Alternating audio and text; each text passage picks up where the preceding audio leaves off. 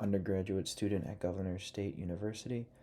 And one thing I learned in this course and project is how to use basic shapes to create complex designs in Maya.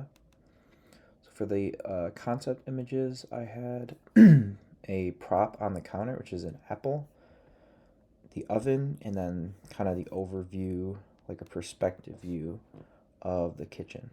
So if we go to Maya here, this is the main kitchen.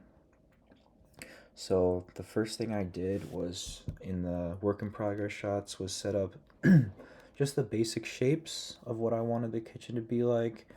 It's kind of square from the top, not like exactly a square, but it's square-ish. So I used Hypershade to import images and then specify the file paths to create this floor, which is a hardwood floor. I have the granite. It's a blend texture. I have the wall with the stones and a window, which has another blend. So for the oven the oven started out as just a polycube, and then I made several changes to the size. I put this oven window on here. I put the handle, which is a long cylinder.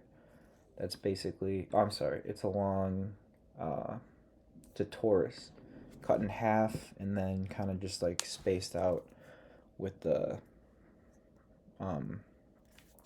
tool, the ratio tool, R tool, scale tool, that's what it's called.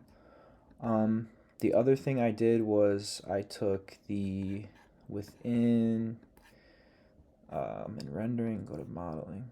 In rendering mesh tools, I did insert edge loop here to create these edges to make a place where I could select the face and then extrude it down to put the burners, because they're lower than the height of the actual stove in real life.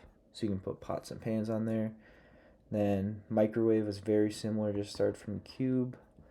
Dishwasher, use the same handle, started from a cube. And the last thing is these area lights in Arnold, which I had, and I did turn them up, intensity and exposure, and play with them. But one thing that I wanted to tell you in this video, because it was very hard to type out or explain. So if I go to rendering, I go to Arnold, render. Every single time it says render aborted, check output for errors. There's 2 errors there and warnings. And when I check the errors, all it's saying is that there's some type of file path that's messing up, but they're all in the same file in my 3D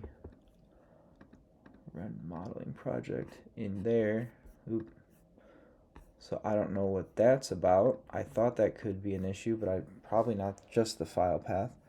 And then when I go to